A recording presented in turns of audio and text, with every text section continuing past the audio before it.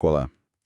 Hoje nós vamos fazer um mergulho profundo na história de um rei de Judá chamado Ezequias. E a situação dele nossa, é bem complexa.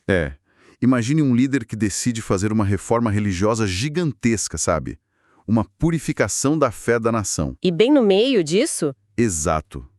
No auge do processo, ele dá de cara com o exército do maior e mais brutal império da época batendo na porta. é uma colisão inevitável. As nossas fontes aqui são algumas notas de estudo e, claro, o texto do capítulo 18 do segundo livro de Reis. E a nossa missão é tentar entender o que acontece quando as convicções, a fé de uma nação pequena, batem de frente com o poder esmagador de uma superpotência. E o cenário, é bom a gente pontuar, é de altíssima tensão. A gente está no finalzinho do século 8 a.C. Certo. O Reino do Norte, Israel, que era tipo o irmão maior de Judá, tinha acabado de ser varrido do mapa pela Síria. Destruído. Totalmente. Capital destruída, povo deportado em massa. Então, o Reino do Sul, Judá, é o último que sobrou.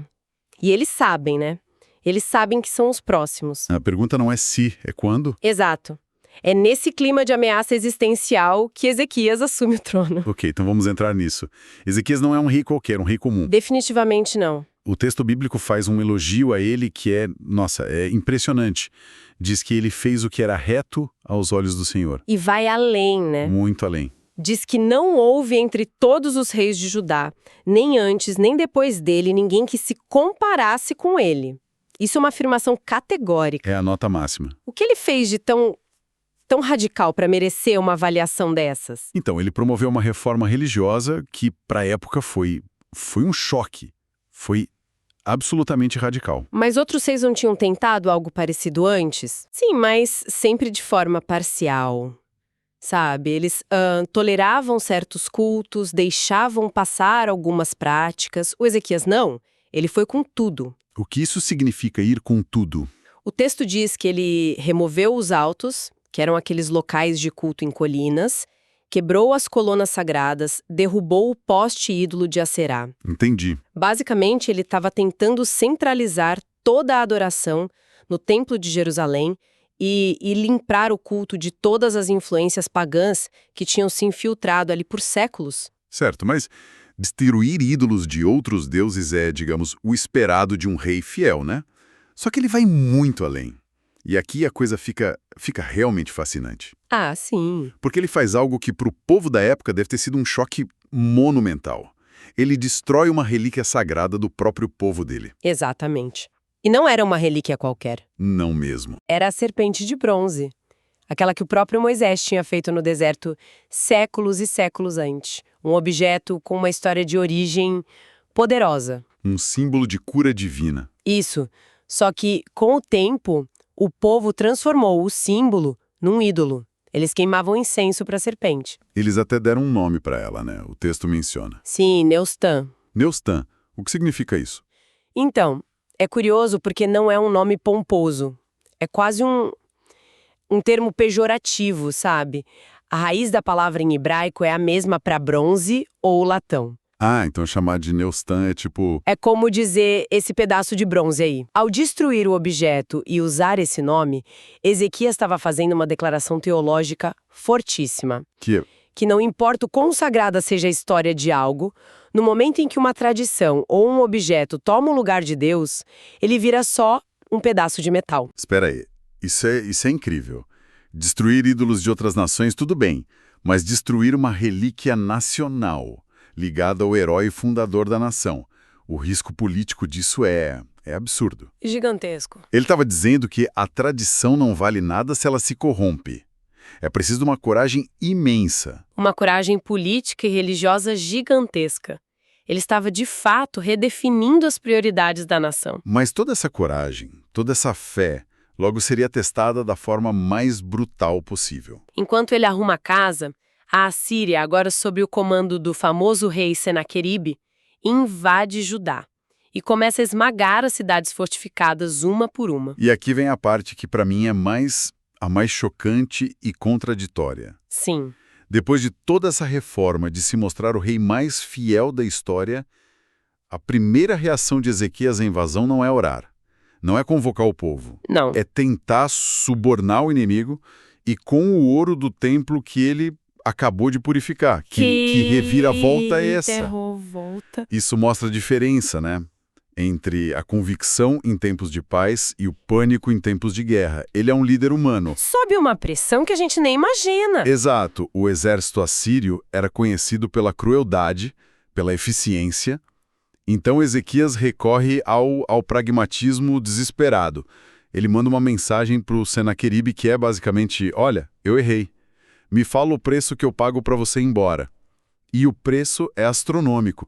300 talentos de prata e 30 de ouro. Uma fortuna. Para pagar, ele basicamente declara falência. Raspa o tesouro do palácio, o tesouro do templo.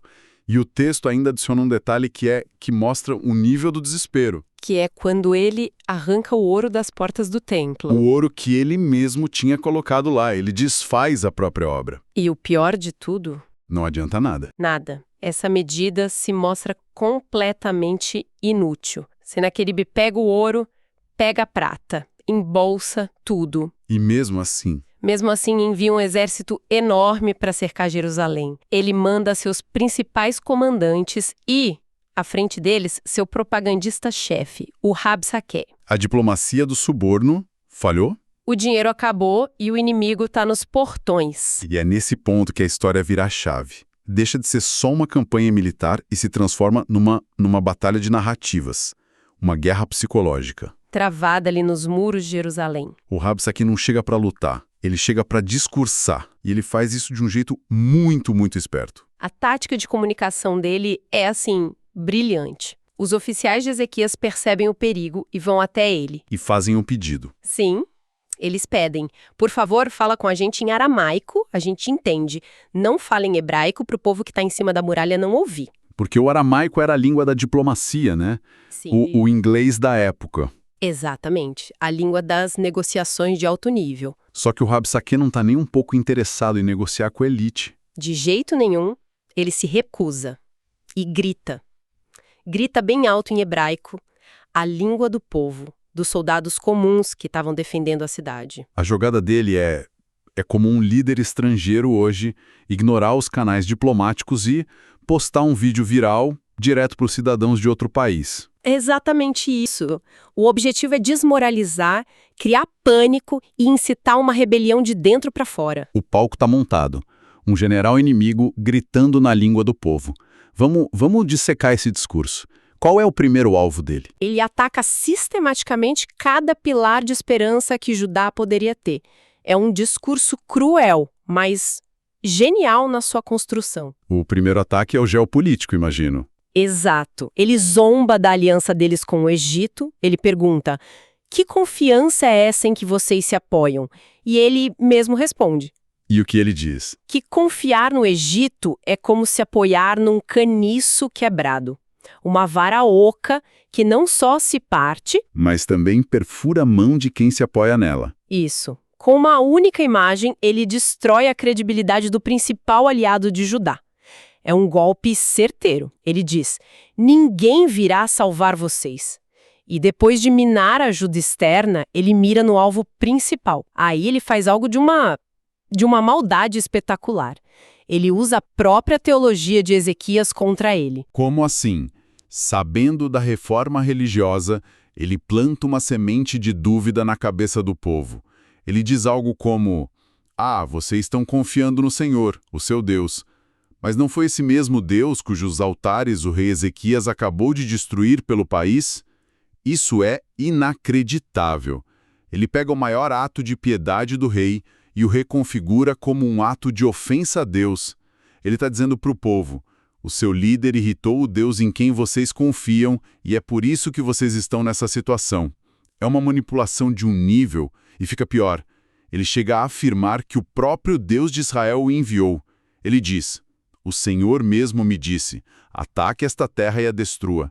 Ele está tentando cooptar o Deus de Judá para a causa síria. Exatamente. Ele transforma a maior força de Judá, que era a sua fé renovada, na sua maior vulnerabilidade. Depois de atacar a aliança e a fé, ele muda de tática. Não fica só na ameaça. Não, ele alterna. É o porrete, a cenoura. Ele passa por cima da autoridade do rei e faz uma oferta direto para o povo. E que oferta é essa? Façam as pazes comigo. Rendam-se. E a promessa é tentadora. Ele diz que, se eles se entregarem, em vez de morrer de fome e sede no cerco, ele vai levá-los para uma terra próspera. Uma terra de pão e de vinhas, terra de oliveiras e de mel. Isso é a promessa de um exílio confortável em vez de uma morte horrível. Ele oferece uma saída razoável. A rendição dourada. Exato. E então, depois de minar as alianças, a teologia, a lealdade, ele desfere o golpe final. O argumento que ele acha que é irrefutável. O clímax do discurso é o que a gente chamaria hoje de apelo à evidência empírica. Ele joga os fatos na cara dele. Ele joga na cara, por acaso algum dos deuses das nações conseguiu livrar sua terra das mãos do meu rei? E aí ele começa a listar como quem lê um placar. Amate, Arpade, Sefarvaim. Uma lista de fracassos divinos. E ele conclui com a pergunta que é um soco no estômago. Como então o Senhor livrará Jerusalém das minhas mãos? A lógica dele é brutal e, do ponto de vista dele, impecável. É como se dissesse, eu tenho os dados, eu tenho os fatos, a história está do meu lado, todos os outros deuses falharam. O que faz vocês acharem que o de vocês é diferente? É o argumento final. Ele está dizendo que a fé deles é irracional. A escolha lógica, a escolha baseada em fatos é a rendição. Qualquer outra coisa é delírio. Um discurso, absolutamente demolidor. Atacou por todos os flancos. Militar, político, teológico, pessoal e, por fim, o racional. Sim, e como as pessoas nos muros ouvindo isso reagem? Elas entram em pânico, gritam de volta. Elas ficam em silêncio. O texto é muito específico sobre isso. O que ele diz? O povo, porém, calou-se e não lhe respondeu uma só palavra, porque o rei havia ordenado, não lhe respondam. Esse silêncio não é fraqueza. Não, é um ato de resistência poderoso. É uma demonstração de disciplina e de confiança na liderança de Ezequias, mesmo sob essa pressão extrema. Eles se recusam a entrar no jogo dele. Se eles argumentassem, já teriam perdido. Porque estariam validando a premissa do discurso. O silêncio é a única resposta que não pode ser refutada. É uma recusa a participar da narrativa do opressor. Exato. Mas, internamente, o dano foi feito. O capítulo termina com uma tensão máxima. Os oficiais de Ezequias. Eles voltam para o rei e rasgam as próprias roupas. Um sinal clássico de luto, de desespero, de horror. A cidade está cercada, o dinheiro acabou, as alianças falharam. E a fé do povo foi publicamente ridicularizada com argumentos que parecem, muito lógicos. Então, o que tudo isso significa? A narrativa nos deixa num precipício. A pergunta do Rabsaquê, que confiança é essa em que vocês se apoiam, fica ecoando nos muros da cidade. E dentro do palácio. Todas as estruturas de segurança externas de Judá, o poder militar, as alianças, a riqueza, tudo desmoronou. A única coisa que resta é a resposta a essa pergunta. E a história nos força a confrontar o que essa pergunta realmente significa. Quando todos os seus planos B, C e D falharam, o que acontece com o seu plano A? A crise é total. Essa história do Ezequias, pelo menos até aqui, nos mostra um líder que tentou fortalecer a identidade e a fé da sua nação. Só para ser confrontado por um império que era mestre não só na guerra com espadas, mas também numa sofisticada e implacável guerra psicológica. Projetada para quebrar o espírito dos inimigos antes mesmo de quebrar seus muros. E a tática assíria, personificada nesse discurso do Rabsaqué, foi toda desenhada para fazer a fé parecer uma estupidez. Uma loucura. Eles apresentaram todas as evidências lógicas, políticas, históricas que podiam para provar que a rendição era a única escolha sensata e que continuar confiando em Deus era uma fantasia perigosa. Um delírio coletivo que levaria todos à morte. É a realpolitik em sua forma mais pura e cruel. E isso nos deixa com um último pensamento para refletir. O discurso do Rabsaquê é todo construído sobre fatos, né? Sim, sobre evidências. Uma lista de deuses que falharam, de nações que caíram. Ele constrói um caso aparentemente inabalável, com base na realidade observável. No que aconteceu em todos os outros casos. Então a questão que fica é, quando toda a evidência do mundo, todos os fatos, parecem apontar para um resultado inevitável, o que significa manter uma convicção que vai diretamente contra essa aparente realidade?